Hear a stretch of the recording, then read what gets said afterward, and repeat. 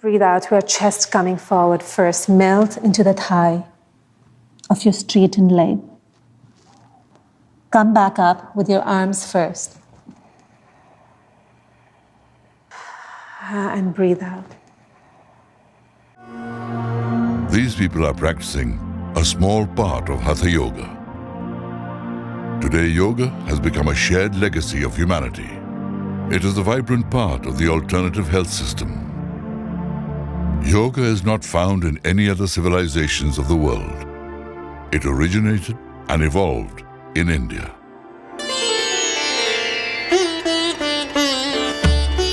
It gave rise to a civilization whose perception of life was not fragmented. Because of its holistic worldview, yoga has been integrated in Indian civilization. Therefore, without understanding Indian civilization, yoga cannot be understood completely. The Harappans were the founders of the Indian culture, Indian tradition, and Indian knowledge system. And from Harappans till the present, there is a continuity in all this, in fact, continuity in the tradition, continuity into the knowledge system. By the time these terracotta figures were formed in yogic asanas, yoga had already made considerable progress by that time, because the God himself is shown in a yogic posture. This Pashupati, Lord of Beasts, is sitting in the same asana in which King Yudhishthir used to sit for Abhishekam, Puja, and his bath. The continuity of this asana can be found throughout historical times. The Nasagra, or the Shambhavi Mudra, in which this yogi is sitting, continues to be depicted in sculptures and literature. These deer, under the asana of yogis, has been shown like this over the ages.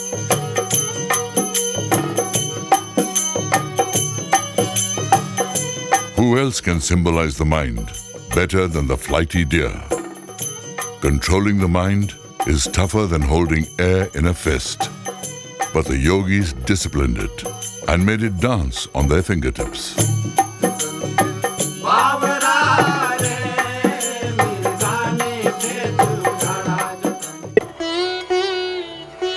What we call yoga today is just a small part of Hatha Yoga, involving asana, pranayam, and mudra. Many people say yoga asana is not yoga at all. It's all neo-philosophers who talk on easy chair, sitting and giving talks. But in olden days, it was not so. Everybody were made to do asanas, which all the historical background will give you that it was compulsory for everyone. Even out of the subject, I can say, the children were taught Upanayam at the age of 5 or 7. So even at the age of 5 and 7, when they take the sankalpa, they say asana pranayamya. That means take a correct position and do pranayama in order to do the japa of the Gayatri. That means asana and pranayama were there from time immemorial without any deviation or division, whether they follow a karmic path or a jnanic path or a yogic path or a bhakti path. Asana is a steady state of the body, like a statue. Even the slightest movement should not be there. The breath becomes subtle, as if it has stopped completely. When this state becomes effortless and blissful, then the asana is said to be perfect. With the perfected asana, the person is ready to transcend the physical body and to awaken the powers of consciousness. This was the first step of the Indians to acquire knowledge. In this steady state of mind, Prakriti, or nature, reveals her knowledge. This knowledge of nature through yoga is far deeper than what modern science has achieved. The scene we're observing through our senses is not nature by itself. The senses themselves are an inherent part of nature. But equally, the wandering mind, which is beyond the senses, is also nature. The intellect, which is beyond the wandering mind, is also nature. And beyond the intellect, there is Ahankar, an entity that is self-conscious. That too is nature. And prime nature and consciousness or Purusha are far beyond all of this. The knowledge of consciousness can be realized through the knowledge of nature. Nature is the inspiration for the arts and aesthetics. Nature, knowledge, and the arts together brought a qualitative transformation in the life experiences of Indians. They have been the force behind Indian culture. The goal of Indian sculptors is not just to portray the physical body. The Pandavas were mighty warriors. The sculptors could have made their figures masculine. But then, the attention of the seeker would be limited to the body. Hence, their eyes are crafted to look within. The inner flow of rasa of the Indian artist was so intense and dynamic that observation of their art can bring samadhi to the trained mind. Not a photograph, but an exaggerated version of, exaggerate certain key attributes of that. To evoke rasa. Go and activate different areas differentially, more optimally, more powerfully, producing multiple stages of activation, creating what I say, multiple meaning ahas.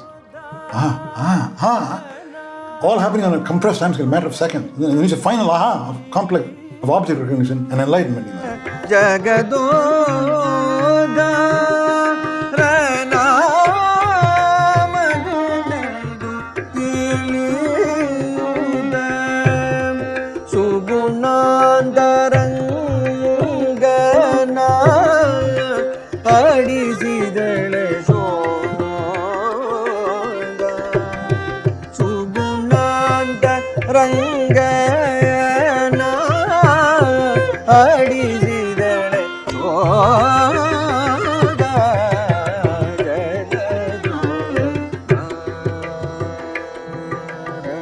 According to Yoga, certain points in the human body are more energetic and purer.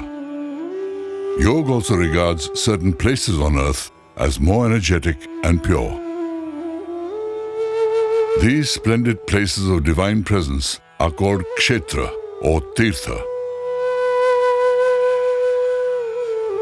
The Mahabharata has described hundreds of such places as tirthas. People have been going on pilgrimage to these tirthas from time immemorial. The position of these tirthas created a sacred map of India, which is deeply imprinted in the minds of Hindus. But they also know that the real tirtha is the mind. That mind, which is the pool of patience, filled with the crystal clear water of truth, is a tirtha. A person who practices non-possession and has risen above the duality of life is also a tirtha. Indians with their holistic worldview perceive the inner and outer world as deeply connected.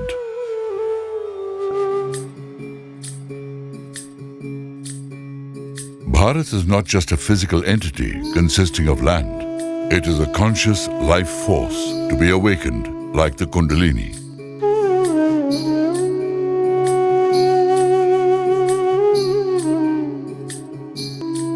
In our body, the Kundalini resides here. Through the practice of yoga or tapas, she ascends from here. On reaching there, she completes her sadhana, practice. Yogis have sung beautiful songs of their longing and union.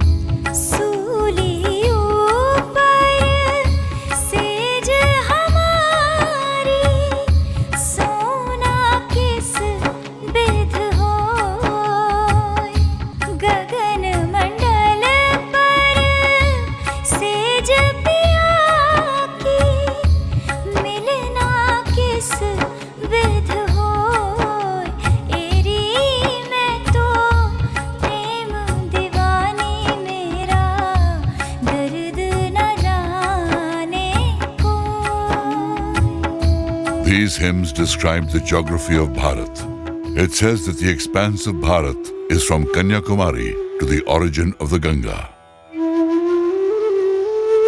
Here, a Kumari is immersed in tapasya, penance. Her goal is to unite with Adiyogi, Shiva. In this metaphor of Shiva Parvati, the flow of vital prana or energy between the two ends of the land is shown. In this lies the Kundalini of yoga. Along with the Kundalini, there are 72,000 nadis, energy channels. The body is alive through these channels of nadis.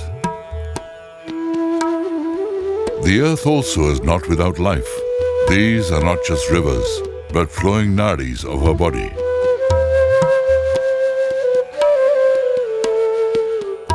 The rivers of Bharat are unique because their banks are illuminated with the presence of yogis.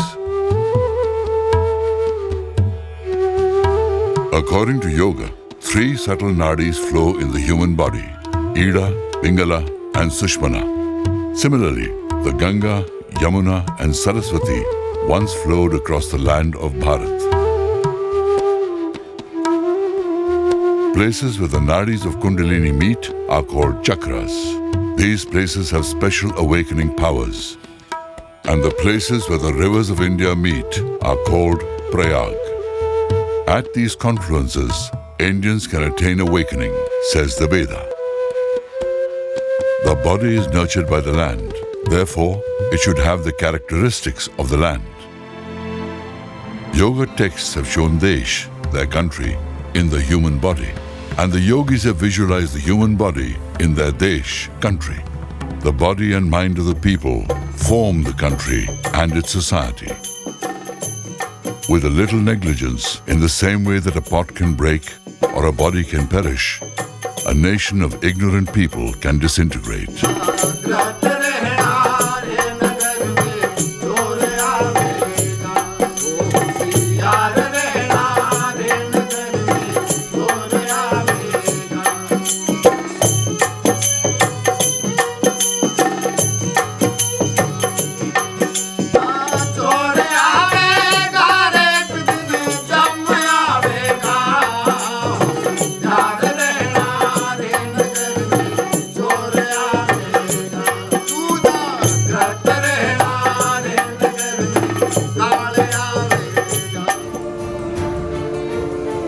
The philosophy of yoga, Sankhya, is the central philosophy of India.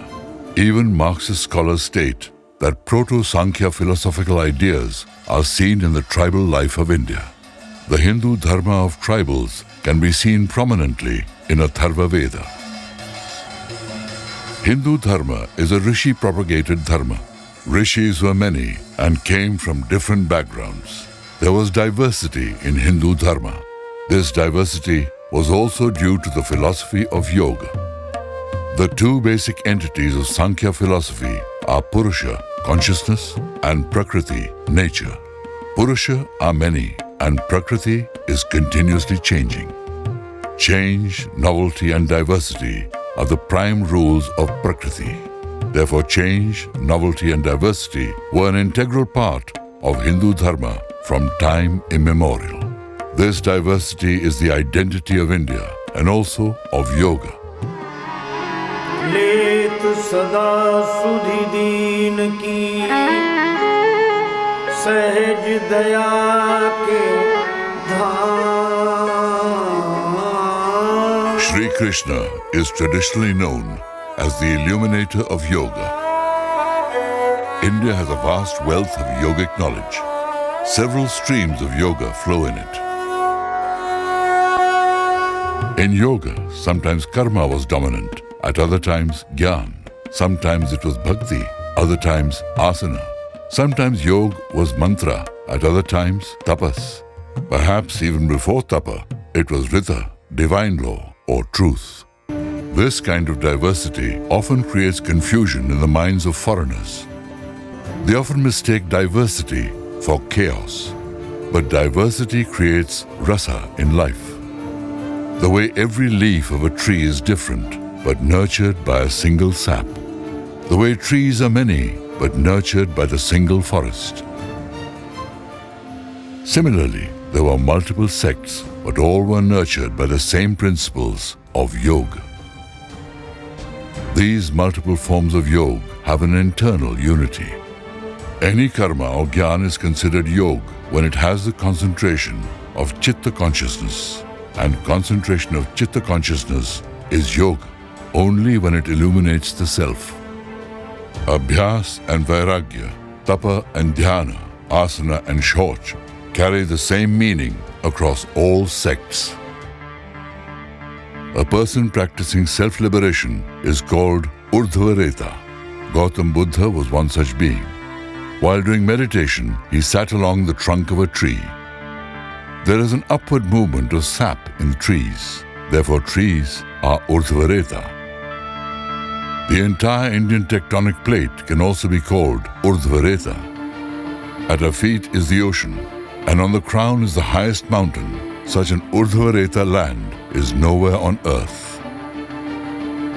The Indian tectonic plate is the fastest northward moving plate on the planet.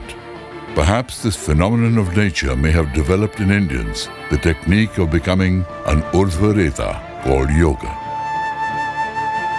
The collision of these two plates created an amazing phenomenon on earth. The formation of the fastest and continuously rising mountains, the Himalayas.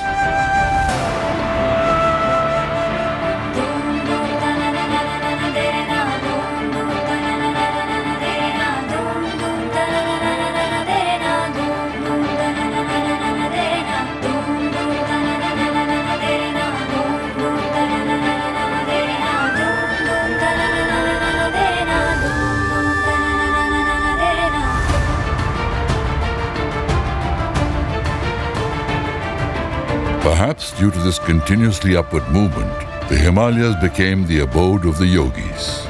The Himalayas are not ordinary mountains. This biggest mountain range is the axis mundi of the Earth's climate. It is from here that the climate of the Earth is governed and will continue to influence it in the future. The monsoon clouds descend here on the subcontinent. When monsoon clouds hit the high mountain ranges, large chunks of earth dissolve and flow down, forming the most fertile lands on earth, producing 3 crops a year.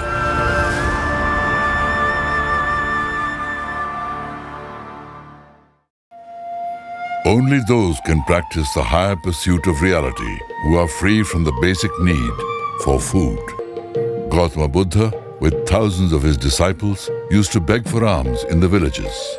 Some places were naturally so plentiful that there was no need for the begging. Trees were full of fruit around beautiful ponds. Eat fruit, drink cool water, and pursue the higher reality. Naimish Aranya was one of many such places. Civilization is like a tree. How a tree withstands a storm depends on how deep are its roots. The roots of Indian philosophy are very deep. Therefore, the ancient Indian civilization survived the winds of time. To understand the depth of Indian philosophies, let us compare them with Greek philosophy.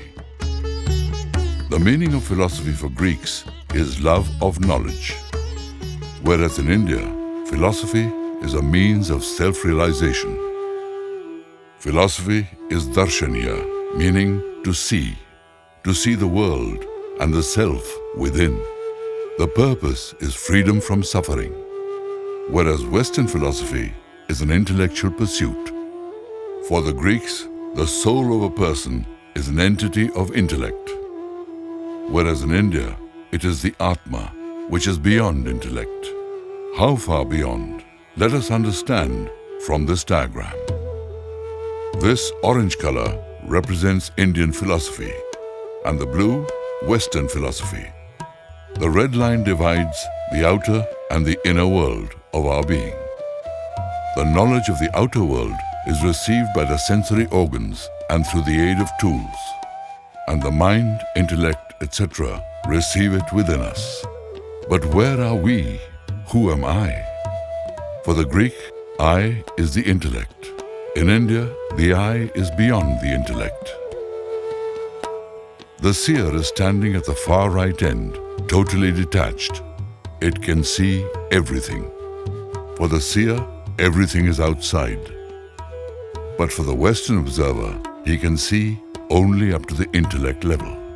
No matter how much intellectual activity there is, the intellect cannot take you beyond the intellect itself. Yoga helps us to disentangle the self from the bondages of nature. The self can then see the outer and inner world dispassionately. This orange graph is created on the basis of Sankhya, the philosophy of yoga. There are several philosophies in India, and Sankhya is one of them. Light, action, and inertness are the root characteristics of nature, Prakriti, and with these, the material world is made. Consciousness is called Purusha. Prakriti and Purusha are the two root elements responsible for the creation and dissolution of the world. The world exists within them. व्यवहारिक स्तर पर तो जो वेदांत है वो सांख्य दर्शन ही है। जगत है वो ब्रह्म का विवर्त है और माया का परिणाम है। ये जो वेदांत में माया है ये और कोई नहीं, प्रकृति ही है, क्योंकि माया भी वहाँ त्रिगुणात्मक है।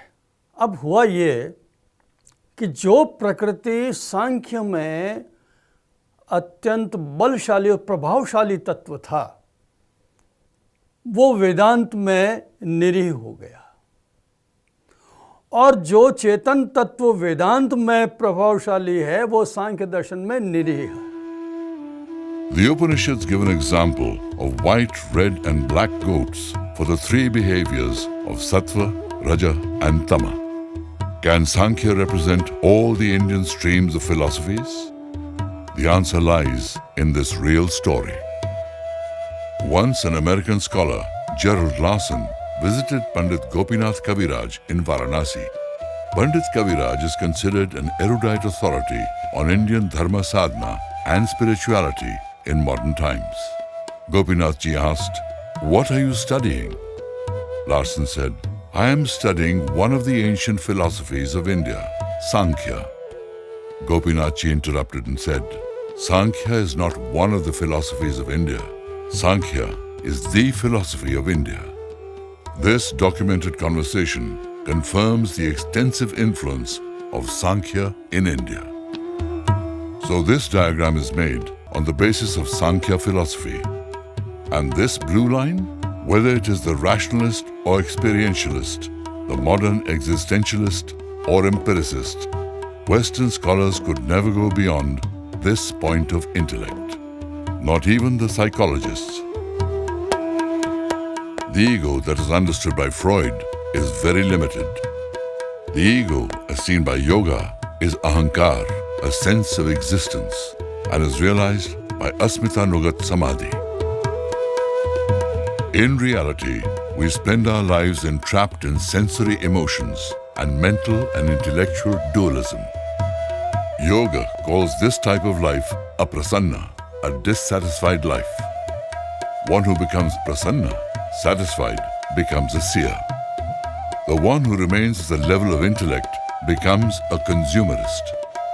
A civilization based on consumerism leads to dissatisfaction, and that of the seers to satisfaction.